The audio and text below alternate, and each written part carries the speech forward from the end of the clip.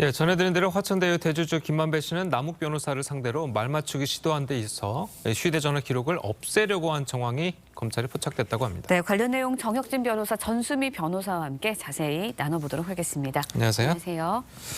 자, 안티 포렌식 앱. 그러니까 우리 얘기하다 보면 막 포렌식을 해서 다 드러났다 이런 건데 이 포렌식을 못하게 하는 앱을 설치한다는 거죠. 그러면은 네네. 증거인멸 아니겠습니까? 그러니까 이제 요즘 같은 세상에 있어서는 가장 중요한 증거 중에 하나가 디지털 정보 아니겠습니까? 예. 그런데 이제 증거 인멸죄 할 때 인멸은 뭐냐면 없애버린다는 뜻이에요. 예. 그런데 형법 규정을 갖다 찾아보면은 형법은 인멸 말고 은닉, 위조, 변조도 죄가 된다고 그렇게 규정하고 있거든요. 근데 안티포렌식이라고 하는 건 뭐냐면은 디지털 정보를 분석해서 증거를 찾아내는 것을 굉장히 어렵게 하거나 불가능하게 하는 게 안티포렌식이란 말이에요. 네. 그런 애플리케이션이 있다는 거죠.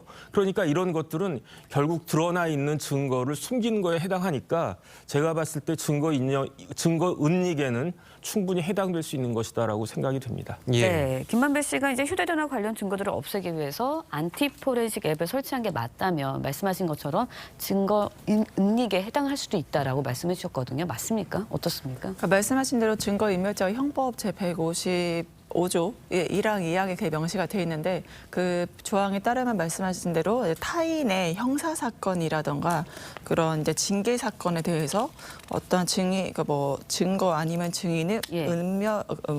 은닉하거나 네. 아니면은 위조하거나 변조하거나 그 모든 것들이 좀 포함되기 때문에 그러한 범죄에서 봤을 때는 이제 형법상의 증거인멸죄로 충분히 해당될 수 있다. 근데 여기서의 관점은 자신의 증거인멸이 아니라 타인의 증거를 인멸했을 때 증거인멸죄에 해당이 되기 때문에 그런 것들 첫 번째 타인이라는 것이 관점이고 두 번째 관점은 물론 자신의 거는 없앤다고 해서 증거인멸죄에 해당되지 예. 않습니다. 그런데 타인이 어떠한 범죄를 저질렀어요. 근데 자신과 타인이 어떤 대화를 나누거나 뭘 했다.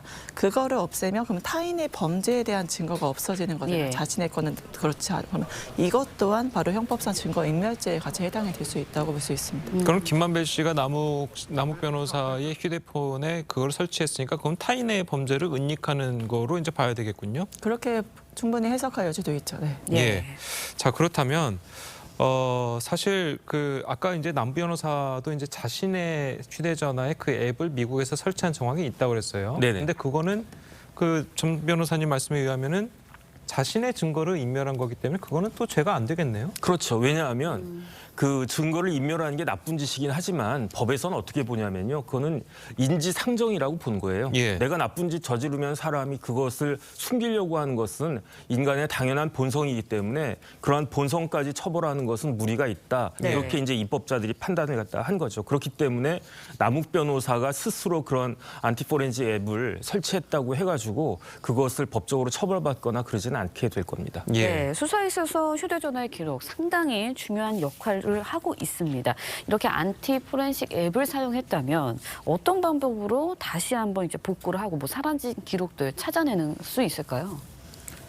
안티포렌식 같은 건 아까 말씀드렸지만 형법상 증거인멸이잖아요. 이제 그거에 대해서 이제 담당 수사기관이 휴대폰에 우선 제출을 하라고 합니다. 그래서 예. 관련 컴퓨터에 근데 해당 프로그램이 있어요. 근데 말씀하신 대로 미국이나 어떤 외국에서 개발한 그런 안티 앱이 거의 깔려 있다면 그 포렌식 자체의 추적에 있어서 컴퓨터상의 그 회로상의 문제가 있고 첫 번째는 그리고 우리나라 기술로는 지금 특정 어플들 텔레그램이라든가 예. 시그널이나 그런 어플들은 또 지금 아이폰 자체도 그렇고 그거를 오픈할 수 있는 기술이 아직 개발되어 있지 않다는 점에서 그러한 어떤 허점이나 약점을 이용해서 그 휴대폰 자체에 많이 구비될 수 있는 증거들을 이제 인멸하거나 추적을 못하게 그렇게 수사를 충분히 방해할 수 있는 여지가 있죠.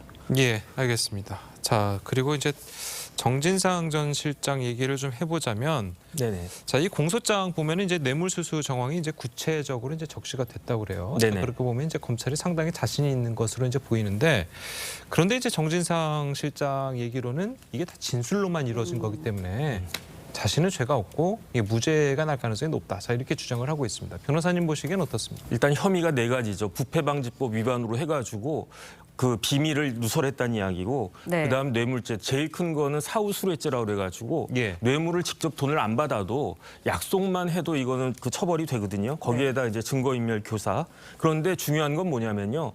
같이 그런 범죄를 행했던 공범들이 자백을 하고 있다는 거예요. 그러니까 누가 봐도 이거는 믿을 수밖에 없는 그런 정황이 아니겠습니까? 그다음 단순히 자백만 있는 게 아니고 여러 가지 그 자백들을 보강해 줄 수 있는 객관적인 증거들도 제가 봤을 땐 있다고 보는데 그런데 지금 정진상 씨나 아니면 정진상 씨 변호인 측에서는 그러한 자백을 단순히 이게 전문 진술이니까 그 별거 아니다라고 치부하면서 무죄까지 이야기한다. 이거는 아무리 봐도 제가 봤을 때 납득이 되지 않고요. 오히려 이제 정진상 씨가 이제 검찰 조사 받으러 가면서 뭐라고 이야기했느냐. 뭐 증자살인 이야기도 했지만은 3인 성호 이야기하지 않았습니까?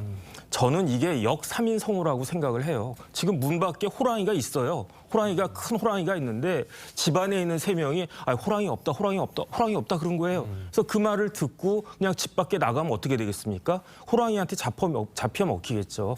민주당에서 대표적인 그 3인 성호 케이스가 저는 어떤 걸 보냐면 조국 전 장관 케이스라고 보거든요. 네. 조국 전 장관 끝까지 무죄를 갖다가 이야기했는데 결국은 어떻게 됐습니까? 본인 스스로 말할 정도로 패가망신되지 않았습니까? 정진상 실장이라고 해서 저는 크게 다를 것 같지가 않고요.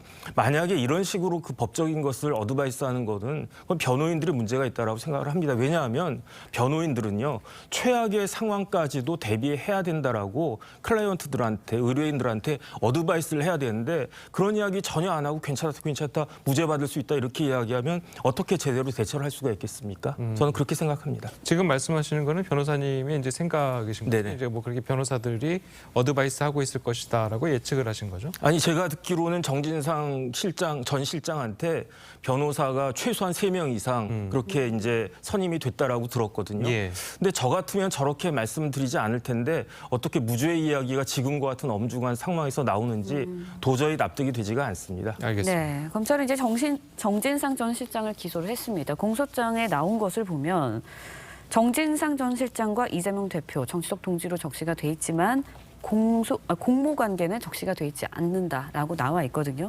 하지만 이 대표의 이름이 이제 여러 차례 등장을 하고 있다고 합니다. 결국은 이재명 대표에 대한 수사 이루어지지 않을까라는 생각도 드는데 어떻습니까? 아마 국민 여러분 모두가 이 수사 자체가 최종 타겟이 누구인지를 다 저는 충분히 아실 수 있다고 생각합니다. 이미 주변 측근들에 대한 조사에 있어서 거기에 항상 이재명 대표의 연관성이 이제 명시가 되어 있거든요. 그렇기 때문에 최종 타겟은 결국엔 이재명 대표겠구나라는 건 국민들이시라면 누구나 예측 가능한 거고.